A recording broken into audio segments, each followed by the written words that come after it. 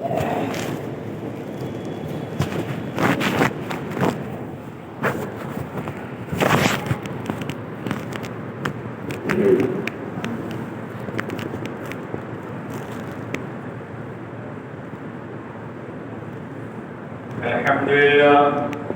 لله وكفى والسلام على عباده الذين اصطفى أما بعد أعوذ بالله من الشيطان الرجيم بسم الله الرحمن الرحيم يا أيها الذين آمنوا ادخلوا في السلم كافة ولا تتبعوا خطوات الشيطان صدق الله العلي العظيم. میرے محترم بزرگوں اور دوستوں عزیز ساتھیوں، اللہ تبارک و تعالیٰ کا احسان و کرم ہے کہ اس نے ہم لوگوں کو مسجد معانی کی توفیق عطا فرمائی. میرے محترم، حضور اکرم صلی اللہ علیہ وسلم کی ایک حدیث ہے. حضور اکرم صلی اللہ علیہ وسلم نے فرمایا کہ اگر کوئی شخص کے پاس 4 چیزیں ہو،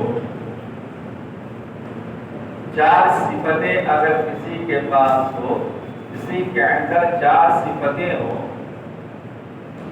اور اس کے علاوہ دنیا کی کوئی چیز اس کو نہ ملے، تب بھی اس کو کوئی افسوس نہیں ہوگا.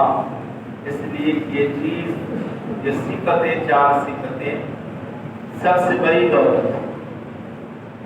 اللہ کے رسول صلی اللہ علیہ وسلم نے فرمایا 4 صفتیں جو ہے جس کے بارے میں اللہ کے رسول نے فرمایا کہ جس شخص کے اندر ہو دنیا کی سب سے بڑی دولت اس کو مل جائے گی. وہ 4 صفتیں یہ ہے: امانت کی حفاظت.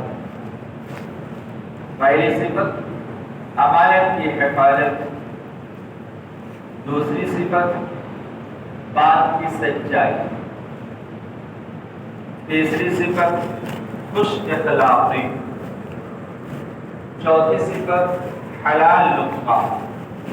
یہ 4 چیزیں اگر کسی کا اندر ہو تو دنیا کی کوئی چیز نہ ملے اس کا غم اس کو نہیں ہوگا، بلکہ دنیا کے سب سے بڑی دولت اس کے پاس موجود ہے. میرا محترم، اس میں سے پہلی چیز جو امانت ہے. امانت ہم یہ سمجھتے ہیں کہ امانت اس کو کہتے ہیں، عام طور پر لوگ سمجھتے ہیں کہ امانت اس کو کہتے ہیں کہ کوئی چیز ہمارے پاس رکھی جائے، ہم اس کو بعینی ہی اسی حالت میں اس کو لوٹا دیں. جب مانگیں ہم یہ کہیں گے کہ امانت کی ہم نے حفاظت کی اور اس کو ہم نے پہنچا دیا. بے شک یہ بھی امانت میں داخل ہے، لیکن امانت اپنے اندر ایک وسیع مفہوم رکھتا ہے. امانت کے معنی عربی میں امانت کس کو کہتے ہیں؟ تو امانت کا معنی ہوتا ہے کہ کوئی آدمی آپ پر بھروسہ کرتا ہو کسی بات پر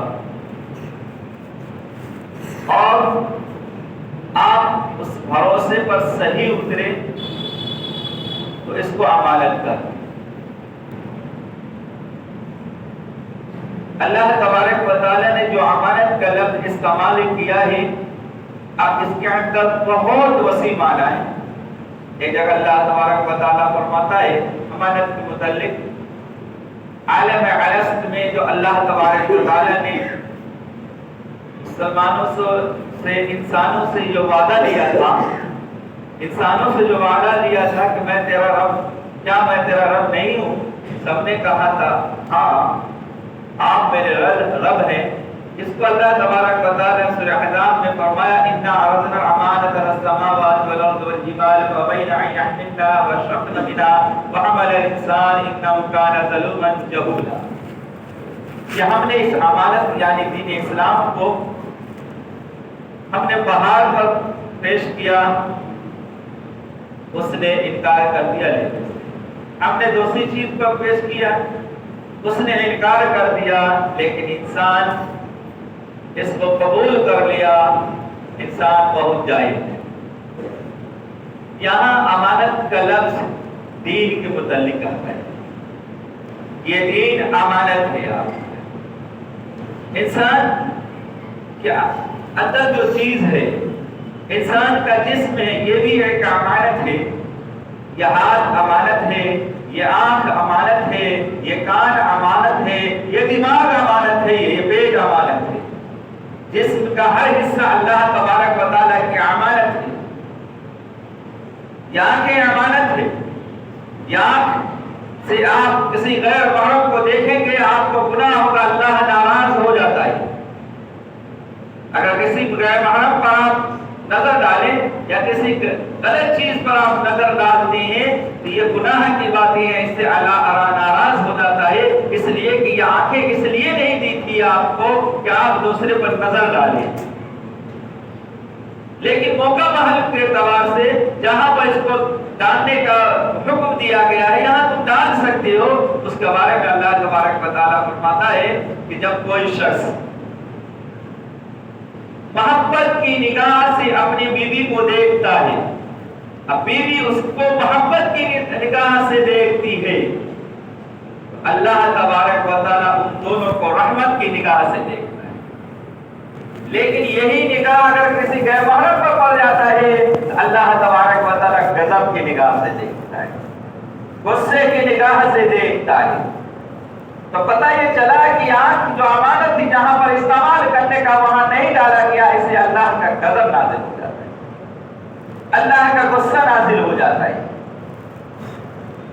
یہ ہاتھ اللہ کی امانت ہے، وہاں ہم ڈالیں گے جہاں اللہ حکم کرتا ہے کسی غیر پر ہاتھ نہیں ڈالیں گے۔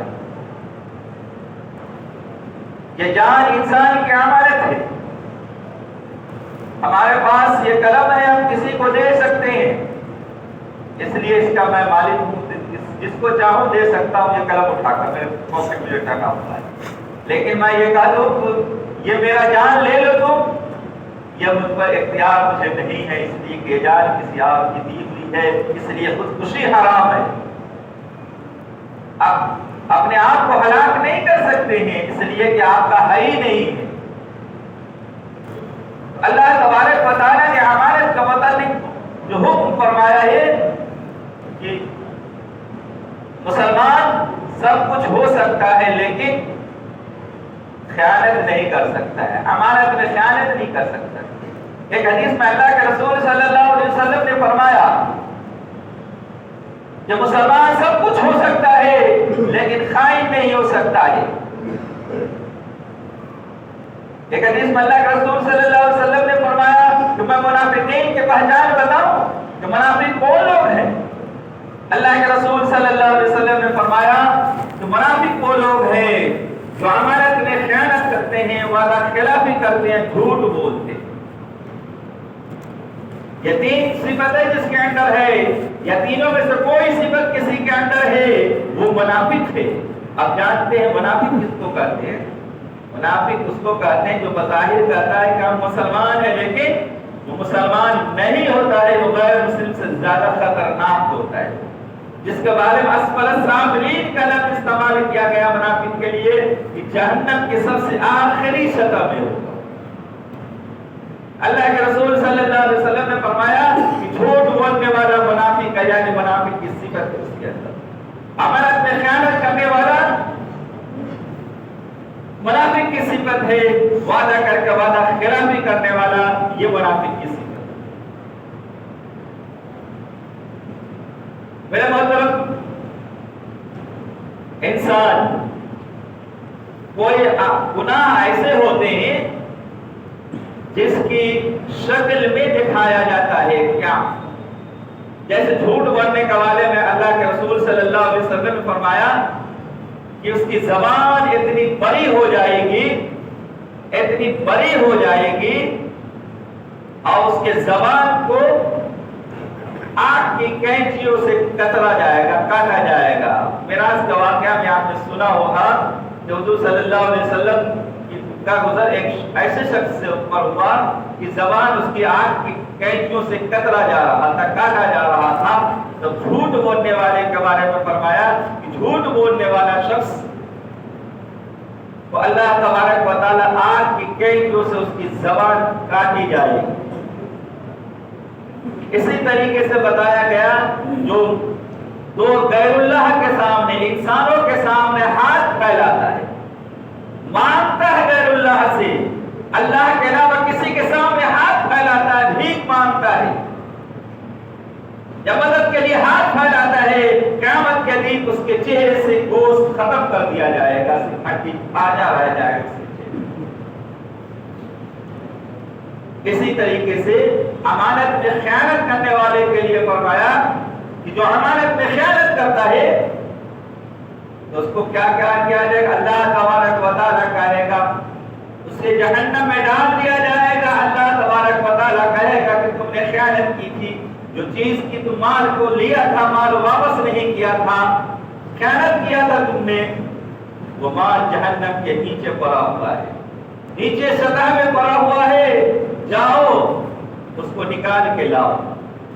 چنانچہ وہ جہنم میں جائے، جہنم میں اس کو ڈال دیا جائے گا، جہنم کی نچلی سطح میں جائے گا، وہ کسی طریقے سے وہ مان لیا ہے اور وہ حوالے کر دے اس کے تاکہ مجھے اس سے نجات مل جائے، وہ جائے گا جہنم کی نچلی سطح پر جائے گا، امانت میں خیانت کرنے والا وہ مال کو لے کر آئے گا، جب قریب تھا کہ باہر نکل جائے پھر اس کے ہاتھ سے چھوٹ جائے گا، پھر نیچے چلا جائے گا، پھر وہ جائے گا، یہ سلسلہ چلتا رہے گا۔ امانت میں خیانت کرنے والا، تو خیانت بہت بڑی چیز، بہت اپنے اندر وسعت رکھتا ہے امانت۔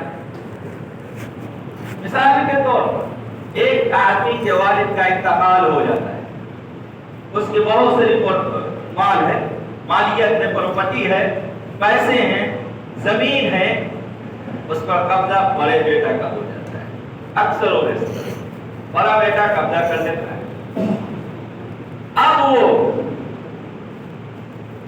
اپنے بھائیوں کو نہ دیتا ہوں یا اپنے بہنوں کو میراث نہیں دیتا ہوں، بہن مانگ رہی ہے نہیں کر دے دیں گے، آدھے کاغذ سے اکٹھا کر رہا ہے، یہ کر رہے وہ کر رہے، ڈال دے،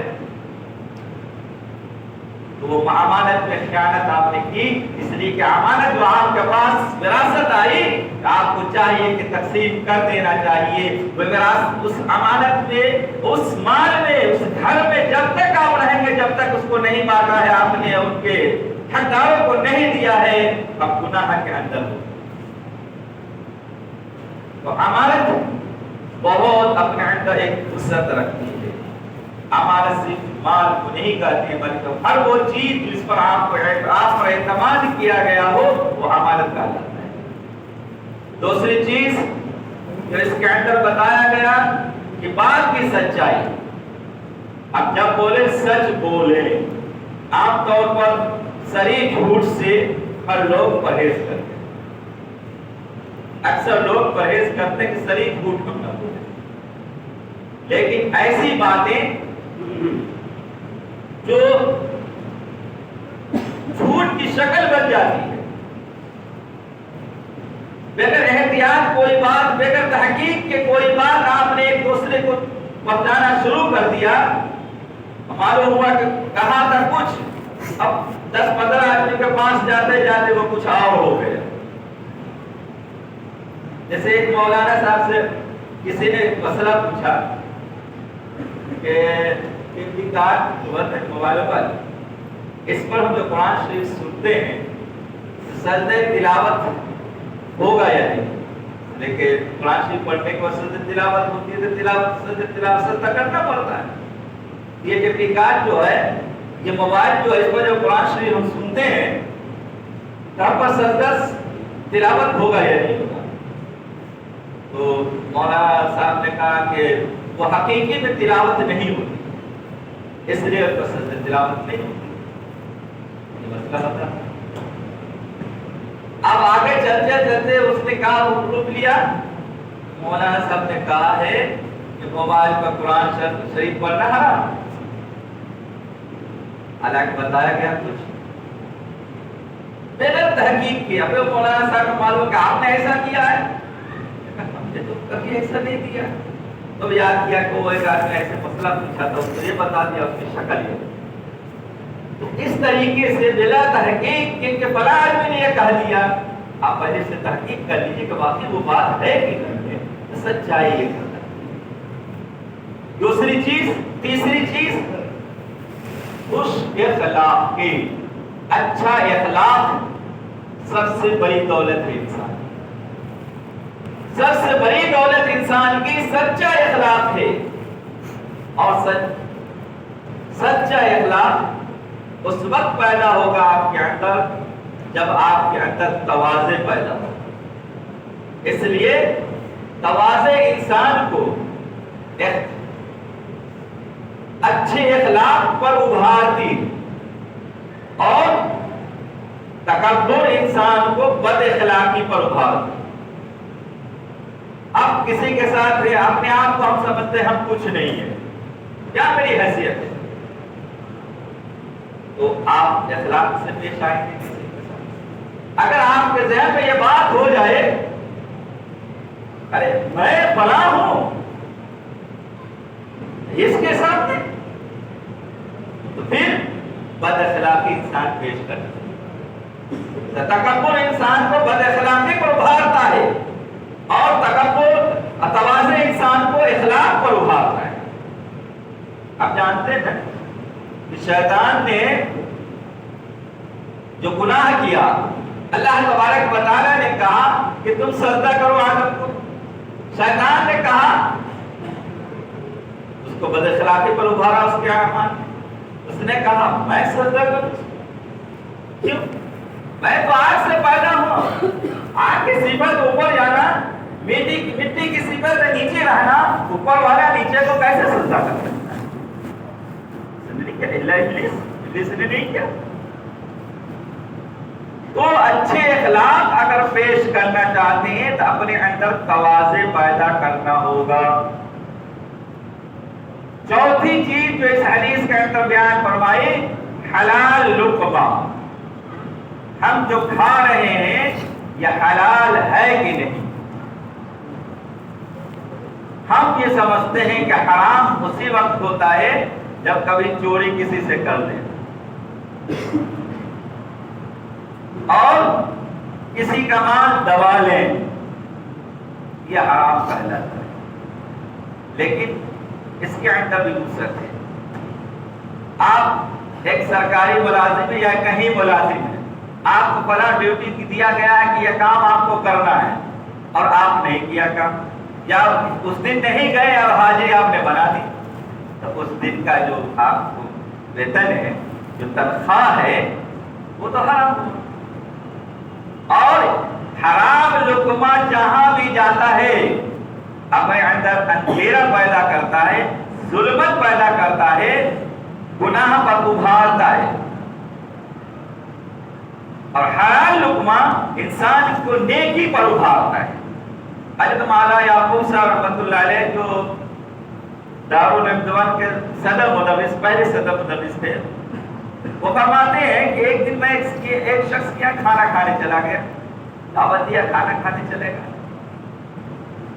لیکن اس کا مسلمان تھا لیکن اس کا لقمہ وہ کھانا جائز طریقے سے نہیں حاصل کیا ہوا، ایک دو لقمہ میں نے کھا لیا، صاحب کشف بہت تھے وہ، تم تو دن میں کہا کہ یہ غلط لقمہ ہے، چھوڑ دیا، کیونکہ وہ دو لقمے کی وجہ سے کئی دن تک میرے دل میں بات گناہ کی بات آتی رہی کہ فلاں گناہ کر لے، فلاں کر لے، یہ کر لے، وہ کر لے، جو ظلمت لاتا رہا۔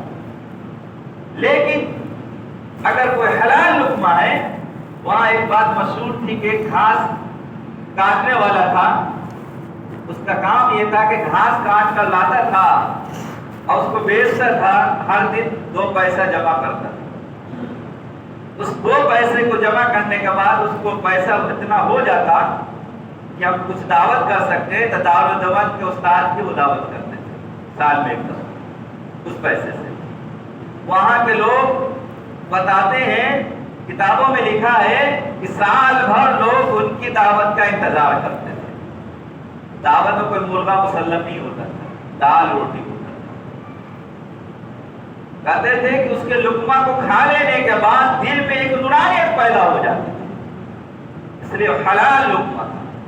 میرے مدمل کو دوستو، اللہ کے رسول صلی اللہ علیہ وسلم نے اس حدیث میں جو باتیں بیان فرمائی ہے کہ جس شخص کے پاس یہ 4 صفتیں پیدا ہو جائے دنیا کی سب سے بڑی دولت اس کو مل جائے گی. ایک امانت کی حفاظت، دوسرے سچائی، تیسرے خوش اخلاقی، چوتھے حلال لقمہ. یہ 4 صفتیں اگر کسی کے اندر پیدا ہو جائے تو پھر کسی دولت کی ضرورت اس سے. اللہ تبارک و تعالی ہم کو آپ کو تمام لوگ کا عمل کی توفیق عطا فرمائے.